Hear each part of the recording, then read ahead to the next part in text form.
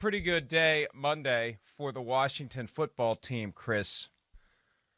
Beating the Pittsburgh Steelers. You okay? Previously undefeated Pittsburgh Steelers. I'm fine. I just paused for effect and to make sure that I'm not drowning in what I drank right before the show started.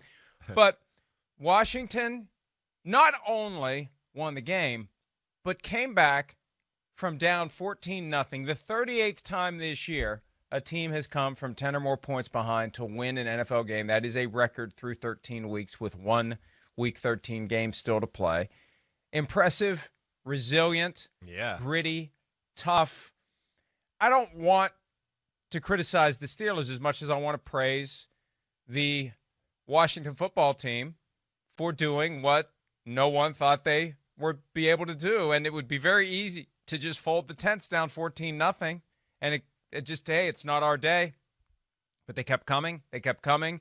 And the Steelers didn't take advantage of opportunities to put the dagger in, and you leave the door open long enough, and a team's going to come back and get you, and that's what Washington did. So Kudos to them. Look, we like the chase of perfection. It's sad when it ends because it enhances the season a little bit. Right. But it's also kind of neat for a team like Washington trying to stay alive in the NFC East to get it done. And there's Larry Zonka I love it. Having a cigar and some form of hard liquor. He said, I'm a Washington fan tonight. And yes, he is. They can pop the champagne, they can smoke the cigar, they can drink the bourbon, and they can celebrate that their 17-0 undefeated record is preserved for at least another year, Chris. Yeah, no, I mean, it's always that's a tradition. I always look forward to seeing Larry Zonka and a few of those 72 Dolphins guys kind of celebrate that last team losing their game and whatever else. But, let's start with Pittsburgh, right? I mean, just because they're the undefeated champions of the PFT power rankings and everything like that out there. Yes, Washington deserves a lot of credit. We'll hit on that in a minute. But, I mean, we've seen Pittsburgh the last two games. They're flirting with danger, right? And I think we saw finally kind of everything kind of come to a head, and some of their good luck or good fortunes ran out. We've seen them flirt with danger early on in the year in a lot of these type of football games. But what we're seeing as the season goes on, teams that have certain matchups against them, and we're starting to see some of their flaws. And, hey, the defense last night kind of got worn out as the game went on. No Bud Dupree, no pass rush. That was a little concerning as we went through there. And then offensively, and of course, the no run game and having to depend on the short pass game constantly, and the receivers dropping those passes when you're going to play that style of football. Well, if you don't execute that style of football consistently, then you know what? It's the NFL, and you're going to be in a close football game. And Washington hung around and give them a lot of credit for playing tough. But Pittsburgh blew many, many opportunities for the second week in a row. It's just this one they lost. I think being undefeated this late into the season also creates a significant amount of stress on everyone involved. And the coach is the embodiment of what's going on in the locker room. And we saw and heard from Mike Tomlin after Wednesday night's win over the Ravens 19-14, a game that should have been 19-7. Late touchdown made it seem closer than it was from a score standpoint, but they were sloppy, they were sluggish, they were not impressive, and Tomlin blew a gasket. It was the best coaching rant of the year. He was upset, he was determined, and he was ready to hold his guys accountable. So when they lost last night, I told the other writers at PFT, I'll take the Tomlin press conference. I assumed it was going to be another epic moment. Let's hear a little bit and see a little bit of what Tomlin had to say after the Steelers finally lost the game. Different points along the journey, you get a chance to learn about yourself, who you are, what you're made of, individually and collectively, and it takes the journey to reveal that. And so, we're faced with a loss now, so we'll get an opportunity to smile in the face of it. Yeah, he seemed relieved. I watched the full 4-minute post-game press conference. He seemed relieved. He was upbeat. It was a 180 from what we saw on Wednesday. I think that he, at some level, is happy that they finally got this loss out of the way. I think he knows this team isn't good enough to go 19-0. They're going to lose at some point. And with each passing week, it was more and more and more pressure. And frankly, if you're going to lose one, lose to the NFC team because they still have the tiebreaker That's over right. the Chiefs. I mean, if Right. you had to pick one of the last 5 games to lose, that's the one to lose, because if everything else is equal, you're still the 1 seed. Now, it's not going to be easy to beat the Bills and the Colts and the Browns, but if you're going to lose to any of those teams, Washington's the one to lose to, because Steelers are technically the 1 seed in the AFC, even though they're tied in the record with the Kansas City Chiefs. Yeah, well, I mean, you're right. It's the right team to lose to as far as that's concerned. And I think with Mike Tomlin, first off, he's just got a great feel of, when to beat your players down and be tough, right? It's almost like Vince Lombardi that way. Like after a tough loss, he loved them. After a good win, hey, that was a time to, okay, kind of we got to fix these areas and do that. I think he's got compassion, one, that, guys in that locker room are disappointed the undefeated run is done. So he's trying to do that. But also, to your point, I'm sure there is some relief. He realizes that, yes, going 19-0 is very tough to do. And the one thing, and again, a loss will do to a coaching staff, now you can really sell to your players, hey, we got to change this, or we have to do this and have to get better at it. When you're winning every game, players want to say, hey, what we're doing, this is good. Well, why would we mess with this? Everything's good. The coaches feel that same way too. Now, in the light of loss, you sit there in that spotlight and you start to reevaluate and go, wait, can we really throw it 51 times, 5 yards down the field every game to go through the AFC playoffs and win the Super Bowl and do all of those type of things? So I think it's a chance where they get to go back and reevaluate, and now they can sell to their team some of the things they need to fix too. And obviously there's a few things that need to be fixed with this 11-1 football team. James Conner is earning his second contract via his absence. He's missed 2 games after testing positive for COVID-19. We hope he's doing well. He's a cancer survivor, which puts him at enhanced risk of a negative outcome of COVID. But the running game without James Conner is abysmal. Last night, the starter in place of James Conner, Benny Snell, had 5 yards on 8 carries. That's a Jerome Bettis stat line minus the 3 touchdowns. Anthony McFarland, the rookie, had 4 carries for 15 yards. Jalen Samuels, whatever happened to him, 1 rush for 1 yard. And that's it. Embarrassing. 53 passes for 305 yards. And look, you're right. It's basically pass it, not far down the field. Can't do it. And you can't do that consistently because you're one-dimensional that way, and you become a hell of a lot easier to defend. Well, exactly. I mean, what you see is, okay, you drop a few passes, and, people I know are on the Pittsburgh Steelers wide receivers the last 2 weeks. Listen, when you throw the ball 51 times and you got 51 darts being thrown at your head at 4 yards away, and then, hey, there's all these big, bad dudes in the middle of the field trying to rip your head off, I mean, hey, you're going to drop some passes. Again, I know there's a little more than we'd like to see, but I think it's a little bit of the, repercussions of the way they play, too. I mean, how many receptions do we see the Pittsburgh Steelers catch and just boom, boom, boom, and get crushed as soon as they catch the ball, right? So that's part of the game. But you're right, Mike. I mean, they have to have or infuse some run game to their football team. Because what we've seen here now, the last 2 weeks, with defenses that can, whether just match up with their wide receivers with pure man power, right, like the Ravens with Marcus Peters or Marlon Humphrey, or whether it's a team like Washington who has this great front four, and now they can use the scheme behind it and zone coverages and all that. Either way, if you can make the wide receivers in the Pittsburgh game struggle or take them away to a degree, we're seeing there's no other answer to the offense. And I think that's concerning. And it's just hard to think that you're going to go to the Super Bowl without playing a team somewhere here down the line, especially in the AFC playoffs, that will be able to match up to that passing game a little bit again and give you issues. And then what? And I think that's why they have to readjust their offensive style here a little bit.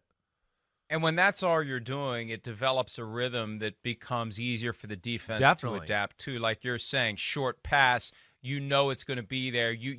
You can get even more of a head of steam because you're in that cadence. You're in that flow. Think of the linemen like Chase Young running all over the place last night, all the short passes and that. Yeah, easier to knock balls down because it's every play. It's the same. You get the timing down, and eventually you're smacking the ball all over the place. And that was the dagger when the Steelers were down 3 and trying to go down and force overtime or win the game. A batted ball picked off, and that's that. So it wasn't sustainable. I think that's why Tomlin was so upset last week. He knew they were living on borrowed time. It was just a matter of time before they lost. And now, like you said, they have the ammunition where in the film room, on the practice field, they can try to implement some changes. I don't know what they can do. Yeah. Like I said, they need James Conner back badly. And they need to maybe think about signing and doing a contract. I know they don't like to do business during the season, but, they're going to get themselves into another Le'Veon Bell situation after the season. If they don't, they may have to let Connor hit the open market because they're surely not going to use the franchise tag. But they've got to address that position because the guys who aren't named James Conner just aren't getting it done. And that's a problem for this team. You can't be the Pittsburgh Steelers and not have a running game. No, you can't. And they've lost attitude that way. The offensive line, you could see it. It's not even a good run blocking O-line at this point because it's just been so pass heavy that, of course, there is no attitude. There's no thought of or just consistency of driving off the ball and having that, camaraderie and being all on the same page as far as 5 offensive linemen in the run game. It's too few and far between to get in a rhythm that way, just like anything, whether it's writing an article, talking here in the microphone, shooting baskets, throwing a ball. You got to get in some little rhythm. And to go, oh, short pass, short pass, short pass, short pass, hey, run the ball. The offensive line, they're at a disadvantage that way. They've been on their heels pass protecting for the last 8 plays in a row. So now to think that they're going to come off the ball and dominate and overpower a defensive lineman in the run game, that's just not realistic that way. And here's the other thing that jumps out to me, Mike, as you watch the game. I mean, obviously they need a run game. But Big Ben calls every play at the line of scrimmage. He's going to have to run the ball too. I wonder as I sit there and watch the game, was that a run play? Should he have ran the ball there?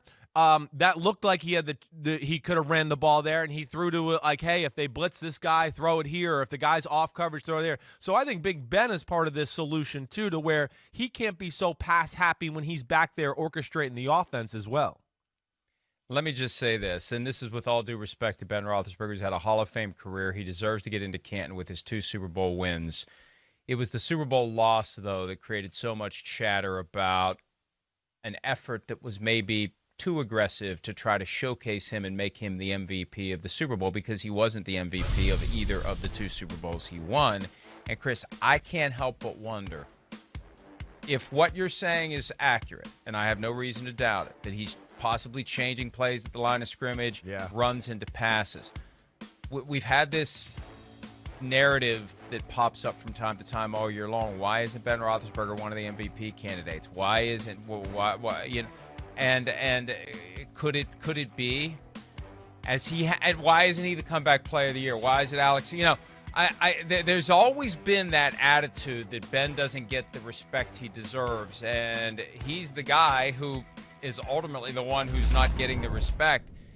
You got me curious now on whether or not he's choosing to throw the ball to try to maybe get himself in the conversation with Russell Wilson, Patrick Mahomes, and Aaron Rodgers. I don't know, and I'm not, but knowing him, that offense, what you're seeing, and listen, just my experience as a quarterback there, he's doing so much at the line of scrimmage every play.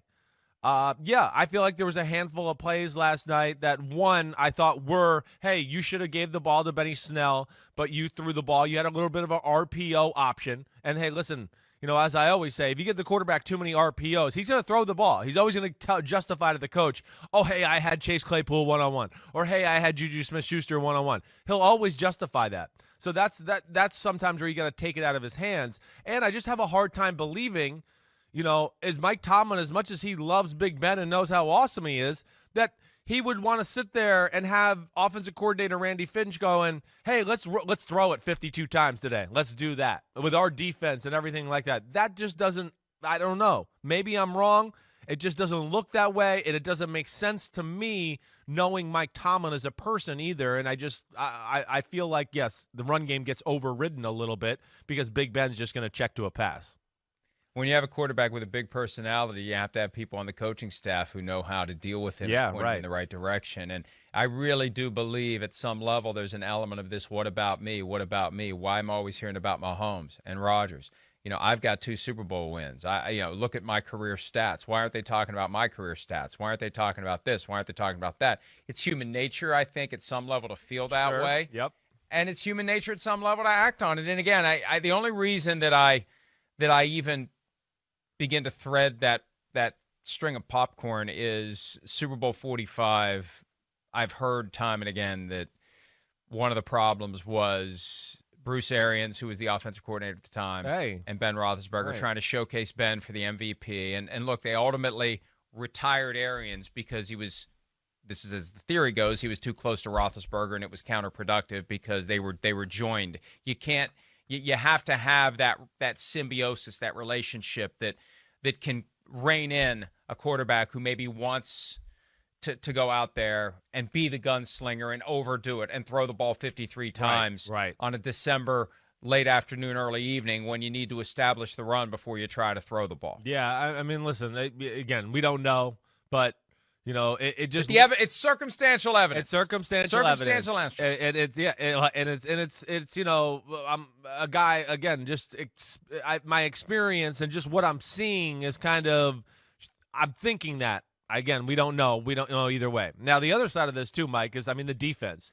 They did have a 14-point lead against a team and a quarterback who I thought would be like the last team in quarterback.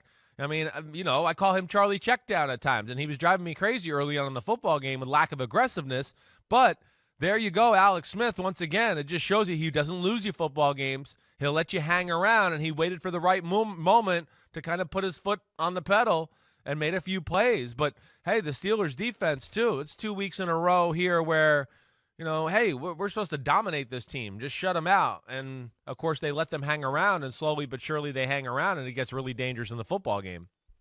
And Alex Smith, once again, showing his toughness and determination with the images that emerged. If you were trying to time it out just right so you would eat dinner at halftime of the game, you may have changed your plans after what we saw with the blood streaming down the shoe, making Kurt Schilling's bloody sock look like a paper cut, frankly.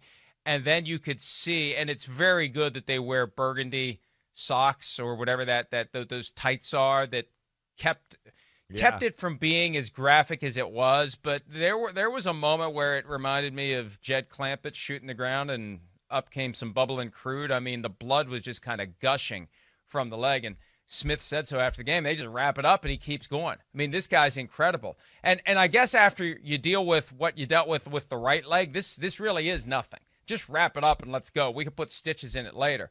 But the guy's incredibly tough. Yep. The guy's determined. And they should just give him the Comeback Player of the Year award now. There's no way he's not going to win it. There's no way. If anybody out there, and we have ways of getting the names of the voters and who they vote for, if anybody votes for anyone other than Alex Smith, you will be shamed. You will be doxxed. You will be called out repeatedly. And you are being, yes, we are bullying you into voting for Alex Smith because there is no way you can make a case to vote for anyone but Alex Smith. Yeah, well, I agreed. 100%. Everything he's gone through, it's remarkable. My little boy last night was calling me out. He's like, oh, Alex Smith is playing? Oh, Alex Smith is playing? Dad, you said he was done. Why is he out there? I was like, he goes, you said he was done. Before the year, because he was asking me, and I was like, oh, Dad, Philip, I think he's done. So he's calling me out. You said he was done. What happened? Well, okay, I had to tell him the story. But it's amazing because I did think he's done. I thought that. I didn't think there would be any way he could come back and play effectively and do that. But as you see, he moves. He's tough, like you said. Takes care of the football, knows how to manage a football game. That's where he's at his best.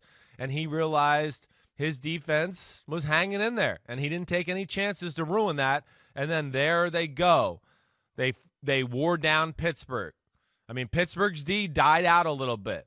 I think two things that jumped out to me about Pittsburgh's D last night. One, no Bud Dupree, right? The pass rush was good, but it wasn't like dominant good, and especially not in the key parts of the football game where you'd like to see them, take over and make life hard on a guy like Alex Smith.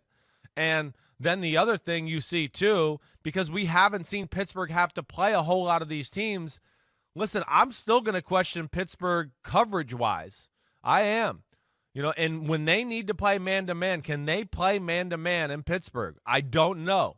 I love their zone blitz package and all of that stuff, yes. But if that pressure doesn't get there, there's a lot of holes in that zone blitz package.